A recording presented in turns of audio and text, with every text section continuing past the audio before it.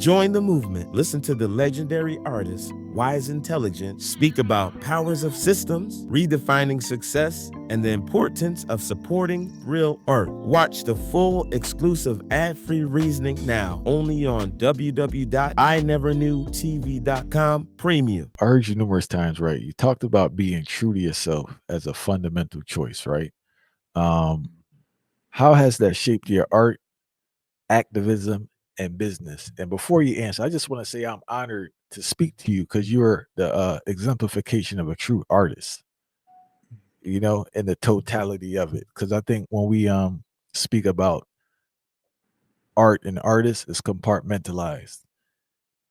Every artist is not a true artist in its totality, but you are a true artist. So I just want to ask, like, being true to yourself and being true to your art, because it's you have to live.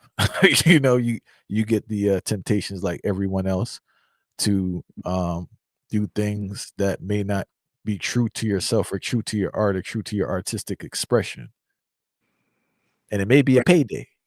So how do you how do you navigate that, and how have you been navigating that? And when are some of the times where you really been pressed, like, man, I really may do this, but you got to check yourself, or your wife or somebody check you, say, hey, this can't work. Well, I think you answered the question. Um, you said a true artist. Being true to yourself affects your art because my my belief is that you can't be an artist if you're not true to yourself. It's it's an impossibility. You know, uh, Art is such a thing that you know uh, when we're losing our way, the artist is the compass. Um, when we forget what it means to be human, when our humanity is becoming questionable or eroding, the artist reminds us of what humanity is. Uh, you know, so for me, being your most authentic self, your truest, most authentic self, is essential to being an artist. Uh, Outside of that, it's not art to me. You know, uh,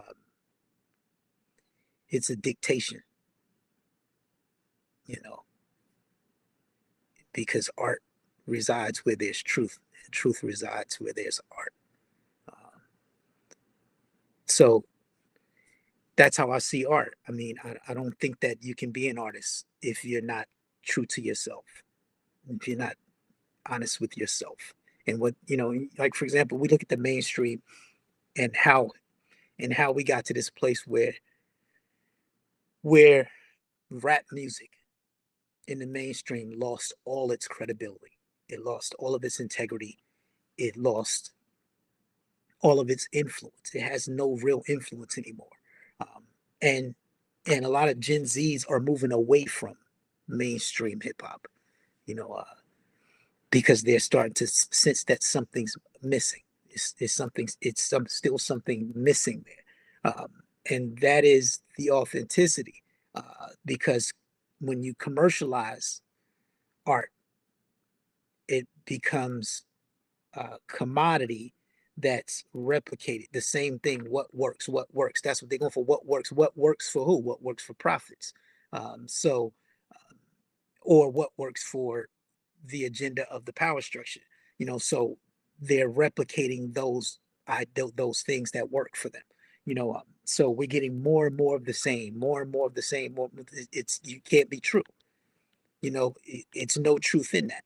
Um, and they're treating it uh, like soda pop or something. A company creates a cola, get Coca-Cola. Coca-Cola creates this cola.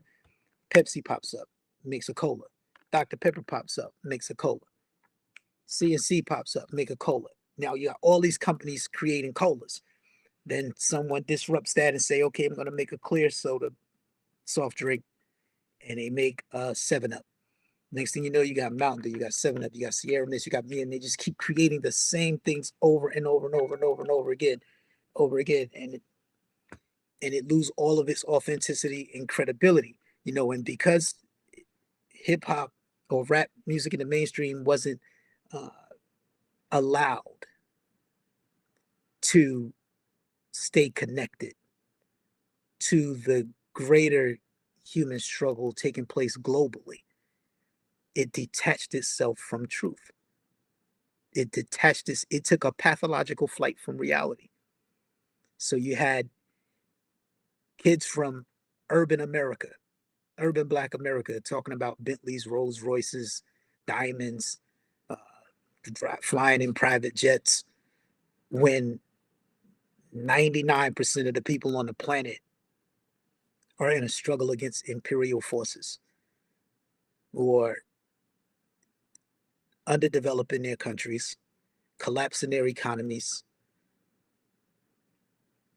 committing blatant and obvious acts of genocide, you know, uh, but the voice of this population groups in the mainstream is absent from that conversation. You know, of course, you're going to lose it. You're going to lose integrity. You're going to lose you lost your integrity. You're going to lose all influence because there's no more truth. There's no truth there anymore. So it's no longer art. It's a commodity. And I wanted to ask, we have this conversation a lot in the reggae space. A lot of people are unpleased when I have this conversation with them in the reggae space. But I always wonder with reggae, right?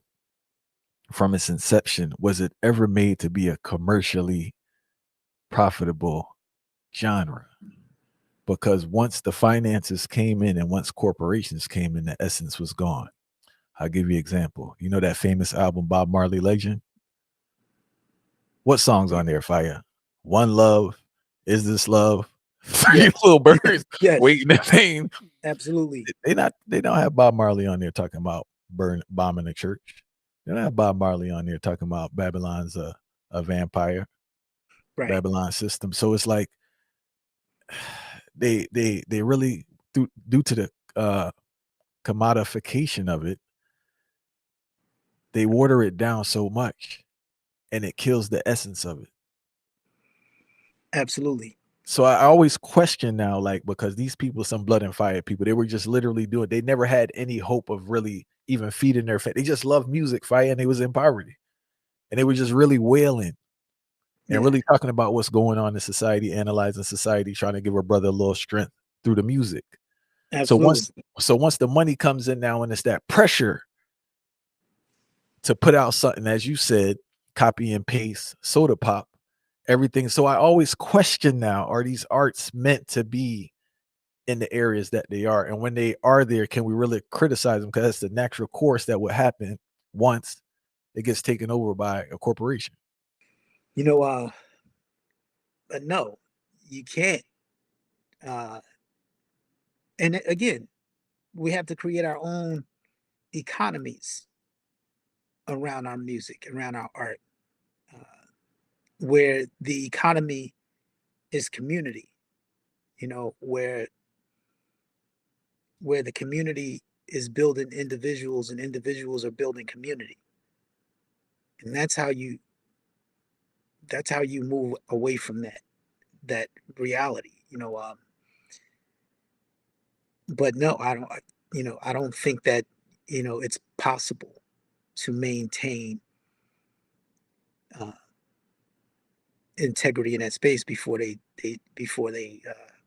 snuff out your voice or water it down, attempt to water it down if you allow it. And I wanted to ask if you could share for those listening, right? We had this conversation before. You made it, they said there's certain music not available, and it is, but people just don't find it. There's a laziness in regards to the area, the consumer, that needs to be acknowledged, right? But where would you encourage people to start looking, not only to listen, right? Because we can default and go to the stream that really doesn't support the artist. What can a listener do to truly support independent artists consistently in a sustainable ecosystem? You find those artists that you like, and deal with them directly. Deal with the D2C, direct to consumer. You know, engage the artist directly. And I think that the technology is here now, and a lot of artists are using it. It's easy for you to reach out to artists. You know, they have Instagram pages, they have YouTube pages. You know, they have all sorts of ways to connect directly with artists. You know, this is the first time in the history of this country, in this world, maybe that fans can actually message their favorite artists and likely get a response, get a reply. You know, and that's and that's a good thing. You know, we just have to use it in the right way. You know, stop trying to build a playlist for 99 cents. You know, even if that's the case, tap in with your artist, because some artists are giving you music for free. You know, like I give you music for free. I'll give you free music. Um, we just need to create community. I think that we need to create community, and I think fans need to, or community needs to engage the artist directly. You know, I don't. I'm kind of not. I don't really like the term using the term fans, but you know, for lack of a better term, yeah, fans community need to engage the artist directly, and the way to do that is getting right at them on their social media page. Hey, how can I support you? Um, Websites, artists have websites. Like for example, wiseintelligent.com, wiseintelligent.com. You know, on Instagram, Wise Intelligent. I have all the links there to everything. You know, the app, the algorithm app. You know, these are ways to support, and I'm creating more and more ways to support and be a part of community daily. You know, it's a process.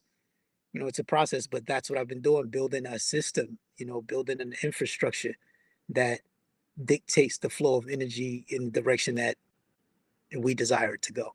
Um, so yeah, you have to perform and support the live events, artists performing, independent artists support the live performances. You know, buy vinyl, you know, buy merch, you know, and build, you know, and be a part of the community to help build the ecosystem around, you know, independent art and community. You know, whereas, you know, I'm launching a model. I'm going to pilot it. You know, where I release something and the community has equity in the project. You know, so percentage of the proceeds will go back into the community that you know that we built, that we established. You know, so I think is models. You know, and we just keep creating models, keep fine tuning them, keep adjusting them. You know, but deal directly with the artist, tap in with the artist at every level that you can. And I'm glad you said that because what I'm noticing is that, as you said, with Gen Z, their perception is changing in regards to what they're consuming, right? And we need to be more proactive in regards to re-educating the consumer, because I think a lot of people, they view like the biggest artists and they put that on the general basis of the artist, and they have this idea that the artist is basically swimming around in money and and life is sweet. And I think we need to have more realistic dialogues in regards to the I'm not saying put your business out there in regards to income, but realistic in regards to when you're a certain type of artist, what your stream of income is and why it's very important for people to support. And I love what you said. We should ask the artist that, hey, you've been very impactful in my life. The things you do help me so much. How can I support you?